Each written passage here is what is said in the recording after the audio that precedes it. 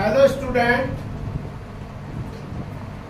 it is my fourth lecture of the same chapter, that is cell, unit of life.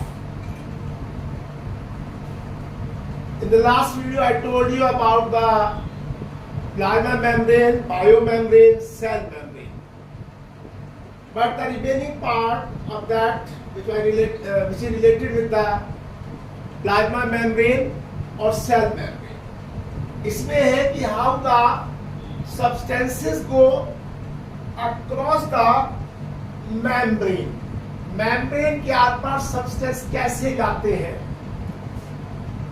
how they transport, कैसे वो transport होते हैं. इसमें एक है एक्टिव ट्रांसपोर्ट. इसमें जो मूवमेंट ऑफ सब्सटेंसेस है from higher concentration of solvent,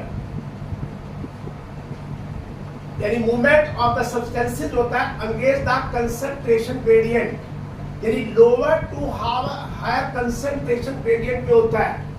जहाँ लोअर कंसंट्रेशन होती है उससे हायर कंसंट्रेशन की तरफ ये मूवमेंट चलती है एक्टिव ट्रांसपोर्ट में. तो यहाँ पर एटीपी कंज्यूम होती है during the active transportation.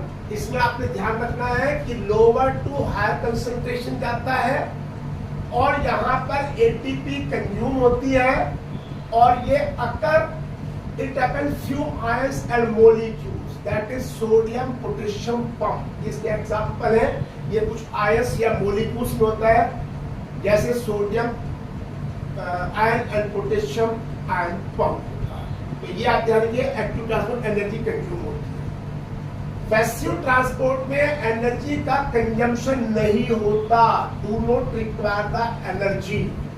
It is a major difference between active transport and passive transport. In this passive transport is of 3 types. सबसे पहला है ओस्मोसिस.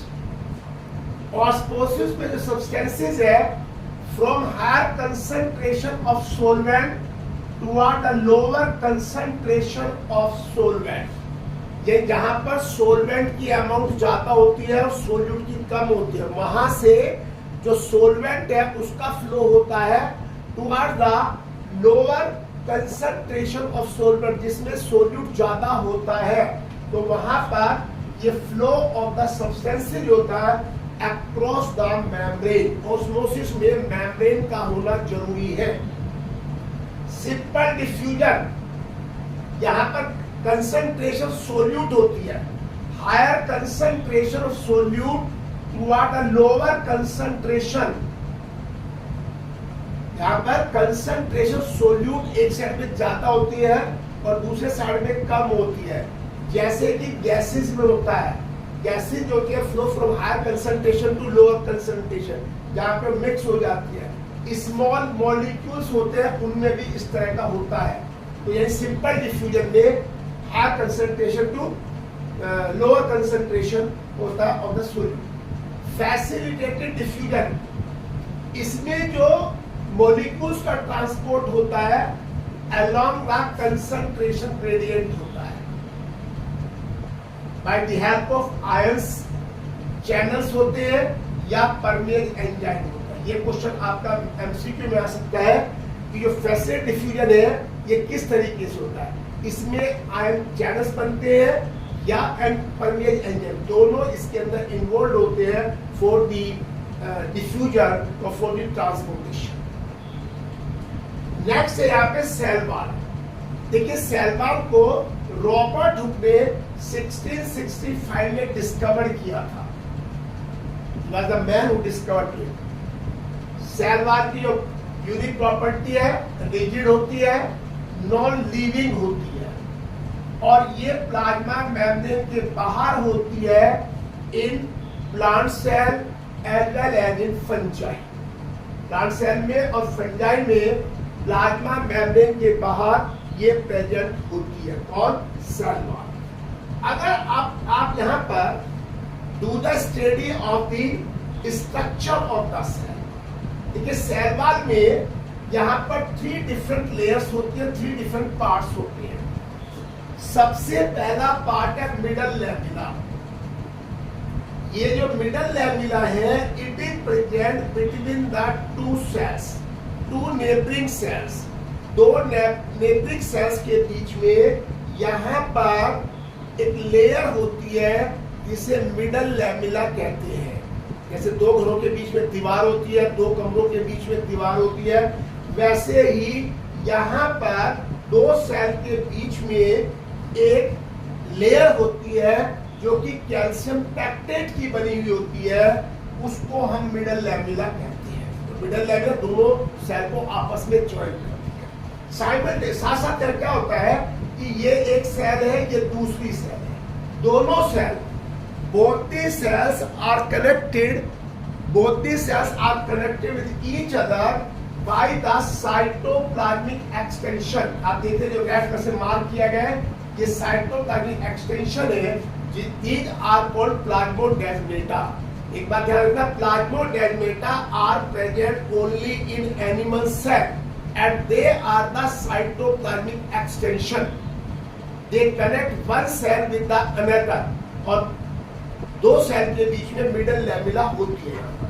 अब आइए यहाँ पर इसमें आती है प्राइमरी सेल वॉल। अब देखिए मिडल लैमेला है, इस मिडल लैमेला के इनर साइड पे यहाँ पर एक वॉल बनती है जिसे आप प्राइमरी सेल वॉल कहते हैं। और ये प्राइमरी सेल वॉल जो है ग्रोइंग सेल में होती है और ये ग्रोथ करने में हेल्प करती है और एक्सटेंशन भी करती है, उसको एक्सटेंड भी करती है।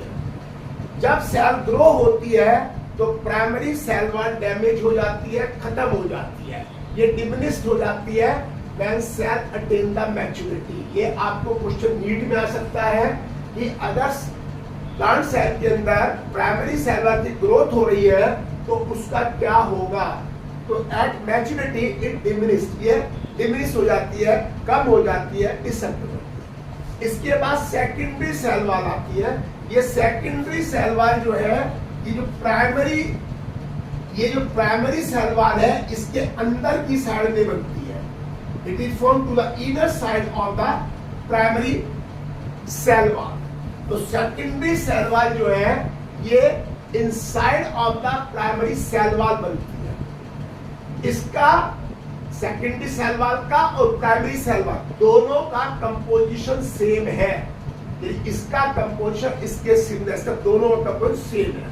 अब देखिए हमारे पास एलगी है, ये भी हमारे किंगडम प्लेंटी में आती है और प्लांट्स तो किंगडम प्लेंटी में आती है। इन दोनों की सेल वॉल में डिफरेंस है इन केमिकल कंपोजिशन। ये क्वेश्चन आ जाता है नीट के अंदर। देखिए यहाँ पर सेलुलोज है नंबर 1, इसके बाद गैलेक्टेंस है, मैनेंस है और मिनरल्स लाइक कैल्शियम कार्बोनेट है। यानी कि एल्गी की जो सेल वॉल है इसमें सेलुलोज है, गैलेक्टेंस है, मैनेंस है एंड कैल्शियम कार्बोनेट। ये तीनों जो है all the cellulose, galactans, mannans carbohydrate है और ये calcium carbonate present. Plant cell wall में सेलुलोज होती है, हेमिसेलुलोज होती है, पैक्टिन्स होती है, प्रोटीन्स होती है। दोनों में कॉमन क्या है? सेलुलोज कॉमन है। अगर आए कि एल्गी और प्लांट सेल वॉल में क्या कॉमन है कंपोजिशन वाइज? सेलुलोज कॉमन है। अब इसके बाद आता है एंडोमेम्ब्रेन सिस्टम। देखिए क्या होता है, सेल के साइटोप्लाज्म में ऑर्गेनिल्स प्रेजेंट होते हैं।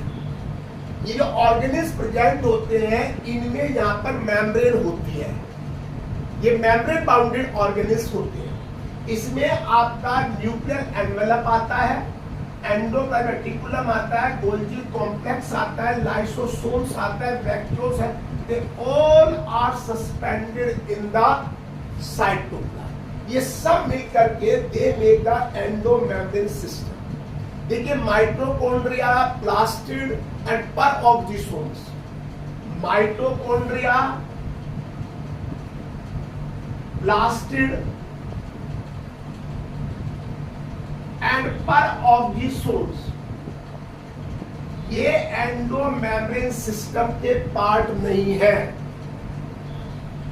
mitochondria, plastid, peroxysomes, these are not the part of endomembrane system. ये एंडोमेम्ब्रेन सिस्टम के पार्ट नहीं है। तो इसका मतलब जो ये जो जितने भी ऑर्गेनिल्स हैं ये सब मिलके consider together as a endomembrane system. लेकिन एक बात है ना, ये एंडोमेम्ब्रेन सिस्टम बनाते हैं, आपस में इंटरेक्ट रहते हैं, कम्युनिकेट रहते हैं, लेकिन सबकी स्ट्रक्चर अलग अलग है और सबके फंक्शंस अलग अलग है। ईच वन और each cell organ distinct structure and function part है, लेकिन इनकी अपनी स्ट्रक्चर है, इनके अपने फंक्शंस है, वो सारे सेपरेट होते हैं। इसके बाद आता है यहाँ पे लाइसोसोम। लाइसोसोम ये एक एंडोमेम्ब्रेन सिस्टम का पार्ट है। ये एक मेम्ब्रेनस स्ट्रक्चर है, मेम्ब्रेन स्ट्रक्चर है, ये वेसिकल शीट है, ये गोल्जी बॉडी से, गोल्जी कॉम्प्लेक्स से प्रोड्यूस होती है। कौन? लाइसोसोम। और इसकी पीएच लेस देन 7 है, इसका मतलब ये एसिडिक है। ये क्या है? एसिडिक पीएच होती है इसकी लाइसोसोम की। इस लाइसोसोम के अंदर हाइड्रोलाइटिक एंजाइम्स होते हैं। ये जो हाइड्रोलाइटिक एंजाइम है इसमें लाइटेज है, प्रोटीज है, कार्बोहाइड्रेट है, ये तीनों मिलकर के हाइड्रोलाइटिक एंजाइम बनाते हैं। ये तीनों जो है एंजाइम लिपिड का, प्रोटीन का, न्यूक्लिक एसिड का, कार्बोहाइड्रेट, इन सब का डाइजेशन यहाँ पे होता है। और लाइसोसोम को हम सुसाइडल बैग कहते हैं। क्यों कहते हैं? क्योंकि they have the hydrolytic enzyme. जब when the cell grow old, जब सेल ओल्ड हो जाती है and that is ready to tear to wear, खराब होने जा रही है, then these enzymes digest the cell and then the lysosomes give a specific name which is called suicidal bag. Continue रहिए remaining by the next video। आप इस video को देखिए, लाइक करिए, शेयर करिए और इसको आप सब्सक्राइब करना ना भूलें। Thank you.